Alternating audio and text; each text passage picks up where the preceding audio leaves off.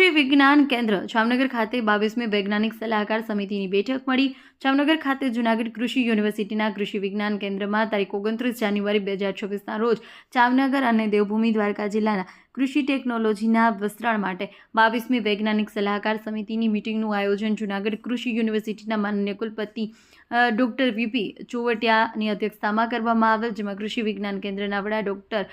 KP Baraiya દ્વારા જામનગર દેવભૂમિ દ્વારકા જિલ્લાના વર્ષ 2025 દરમિયાન કરવામાં આવેલ કામગીરી તથા વર્ષ 2026 દરમિયાન કરવાની થતી કૃષિલક્ષી કામગીરીની સમીક્ષા તેમજ પરામર્શ કરવામાં આવેલ, જેમાં પ્રાકૃતિક ખેતીનો વ્યાપ વધે, મજૂરોની વધતી જતી અછત વચ્ચે આધુનિક યાંત્રિકીકરણ, નવીનતમ ટેકનોલોજીનો ઉપયોગ, જમીનમાં કાર્બન વધારવા માટે ખાતરના કચરાને બાળવાને બદલે બાયોચાર બનાવીને જમીન સુધારણા, ખેતી પર વાતાવરણીય અસરો તેમજ ખેતી ખર્ચના ઘટાડો વગેરે જેવા મુદ્દાઓ પર સમીક્ષા કરવામાં આવેલ। મીટિંગમાં જૂનાગઢ કૃષિ યુનિવર્સિટીના વિસ્તરણ શિક્ષણ નિયામક ડૉક્ટર NB જાદવ, બાજરા સંશોધન કેન્દ્રના વડા ડૉક્ટર KD મુંગરા તેમજ અન્ય વૈજ્ઞાનિકો હાજર રહેલ। આ ઉપરાંત જામનગર જિલ્લાના કૃષિ, બાગાયત, પશુપાલન, આત્મા, નાબાર્ડ તેમજ અન્ય વિભાગના અધિકારીઓ અને જિલ્લાના પ્રગતિશીલ ખેડૂતો ઉપસ્થિત રહ્યા હતા। મીટિંગમાં અધ્યક્ષ ડૉક્ટર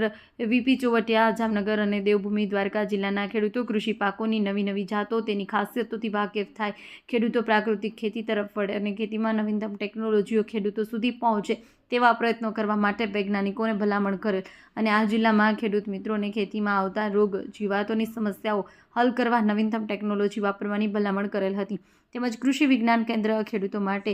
જે ઉમદા કામગીરી કરી રહ્યું છે તે બદલ KVK જામનગરના સ્ટાફને બિરદાવેલ। મીટિંગના અંતે કૃષિ વૈજ્ઞાનિક અંજનાબેન બારૈયાએ ઉપસ્થિત સર્વે અધિકારીઓ, ખેડૂતો ભાઈઓ અને બહેનોનો આભાર વ્યક્ત કરી મીટિંગ પૂર્ણ જાહેર કરવામાં આવેલ છે।